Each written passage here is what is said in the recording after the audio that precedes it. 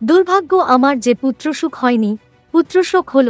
রিঙ্কুর ছেলের মৃত্যুতে বেদনাগ্রস্ত দিলীপ ঘোষ। তাদের বিয়ে হয়েছে এখনো 1 মাস হয়নি, তার মধ্যেই জীবনে নেমে এল বিপর্যয়। বিজেপির প্রাক্তন রাজ্য সভাপতি দিলীপ ঘোষের স্ত্রী, বিজেপির মহিলা মোর্চার নেত্রী রিঙ্কু মজুমদারের আগের পক্ষের ছেলে মারা গেলেন। মঙ্গলবার নিউটাউনের ফ্ল্যাট থেকে নিথর দেহ উদ্ধার হয় বছর বয়সী প্রীতম দাশগুপ্ত ওরফে সৃঞ্জয়ের, আর সেই নিয়ে এবার মুখ খুললেন দিলীপ। এদিন রিঙ্কুর পাশে নিমতলা শ্মশানে ছিলেন দিলীপ। সেখানে সংবাদ মাধ্যমের মুখোমুখি হয়ে বলেন, এটা এমন একটা ঘটনা যার বর্ণনা দেওয়া যায় না, আমরা কল্পনাই করতে পারছি না। আমি তো এখনো বুঝতে পারছি না কি হলো। ওর মা সকালে রান্না করছিল, একটা ফোন এল, সেই অবস্থায় দৌড়ে চলে গেল।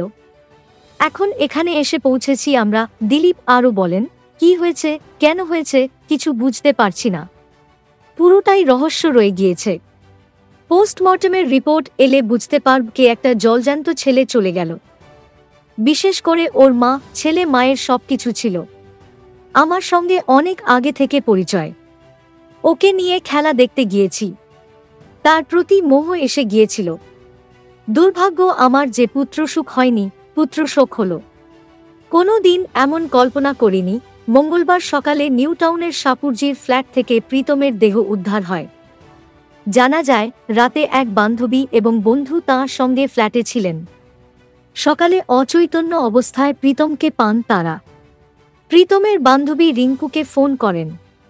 প্রায় সঙ্গে সঙ্গেই গাড়ি নিয়ে পৌঁছে যান রিঙ্কু। ছেলেকে গাড়িতে তুলে রিঙ্কুই হাসপাতালে পৌঁছন, কিন্তু চিকিৎসকরা প্রীতমকে মৃত বলে ঘোষণা করেন। গত 18 এপ্রিল দিলীপের সঙ্গে সাতপাকে বাঁধা পড়েন রিঙ্কু। বিয়ের অনুষ্ঠানে প্রীতম উপস্থিত না থাকলেও নবদম্পতিকে শুভেচ্ছা জানিয়েছিলেন। এবিপি আনন্দে কথা বলার সময়ও খোলা মনেই মায়ের সিদ্ধান্তকে গ্রহণ করেছিলেন।